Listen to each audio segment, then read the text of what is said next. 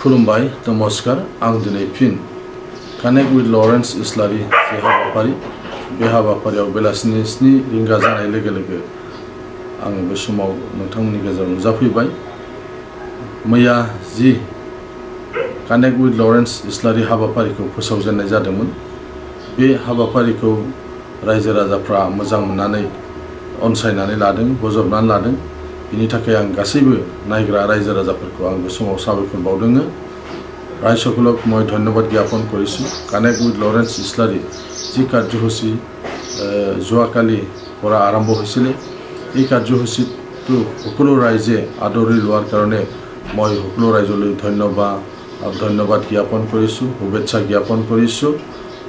দিनै आङो रायजोफोरनि माखासे गोनांथार जि सोंलु, बे सोंलुनि फिननाय होनो नागिरदों। गासिबो सोंलुनि फिननाय होनाया आंनि थाखाय बे समाव आं गोनांथि सानाखै।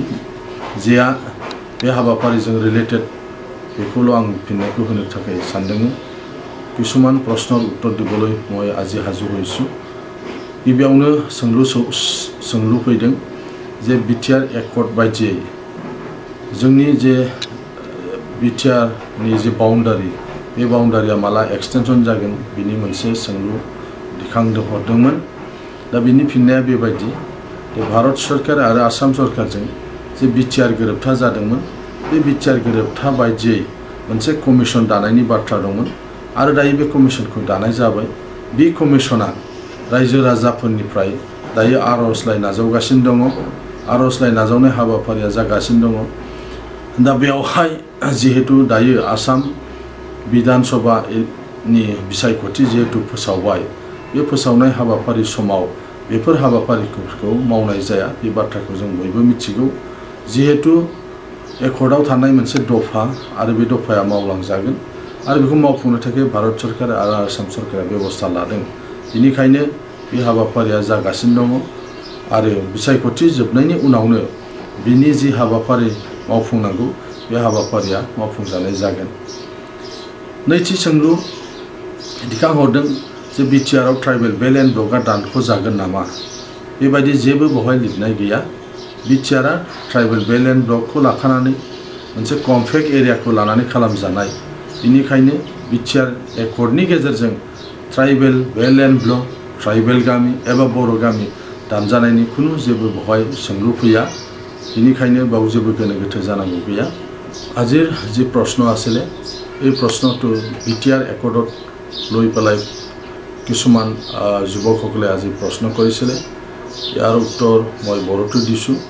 এইখিনিতে মই ক'ব বিচাৰিছোঁ যে বিটিআৰ একৰ্ডটো হ'ল ইয়াত থকা সকলো জাতি জনগোষ্ঠীৰ কাৰণে এই একৰ্ডটো কৰা হৈছে আৰু সেইকাৰণে ভাৰতৰ প্ৰধানমন্ত্ৰীয়ে স্বয়ং কোকৰাঝাৰত আহি পেলাই এই চুক্তিটো শান্তিৰ চুক্তি বুলি তেওঁ সকলো ৰাইজক অৱগত কৰাইছে, য'ত বহুত লাখ লাখ মানুহ ইয়াত সমাগম হৈছিলে।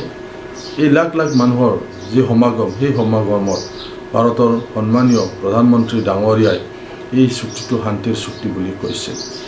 তো ইয়াত আজি যি চৰকাৰ হ'ল UPPL, BJP, GSPৰ যি চৰকাৰ, এই চৰকাৰৰ দিনত আপোনালোকে দেখিবলৈ পাইলে যে শপত গ্ৰহণ কৰাৰ পিছত 15 দিনৰ পিছতে মাটিৰ পাট্টা দিয়াৰ কামটো কৰিল।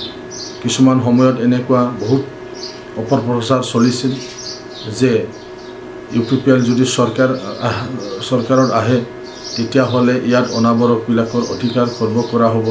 বিভিন্ন ধৰণৰ এনেকুৱা কথাবিলাক কোৱা হৈছিলে বিৰোধী দলবিলাকে। কিন্তু UPPL দলৰ চৰকাৰ অহাৰ লগে লগে খুব কম সময়ৰ ভিতৰতে 5000 মান মানুহক মাটিৰ পাট্টা দিয়াৰ কামটো কৰা হৈছে। গতিকে ইয়াত সকলো জাতি জনগোষ্ঠীৰ অধিকাৰ আছে।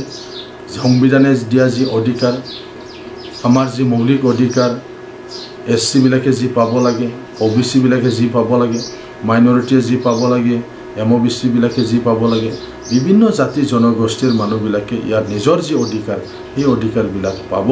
ইয়াত কোনো সন্দেহ কৰিব লগা নাই।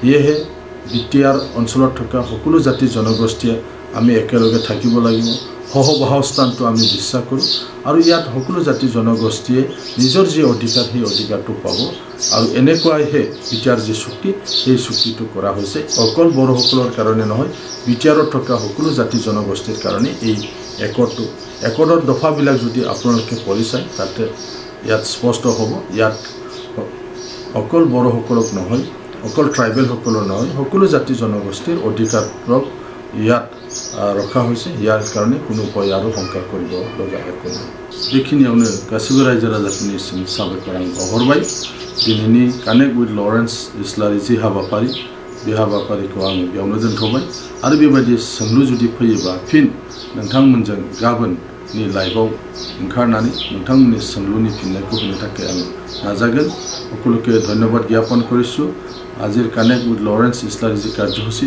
মই এই কাৰ্যসূচীটো ইয়াতে সমাপ্ত কৰিছোঁ যদি ৰাইজৰ প্ৰশ্ন আহে তেতিয়াহ'লে অহাকালি সন্ধিয়া 7 বজাত পুনৰ লাইভত আহি আপোনালোকৰ প্ৰশ্নৰ উত্তৰ দিবলৈ মই যত্ন কৰিম সকলোকে ধন্যবাদ জ্ঞাপন কৰিছোঁ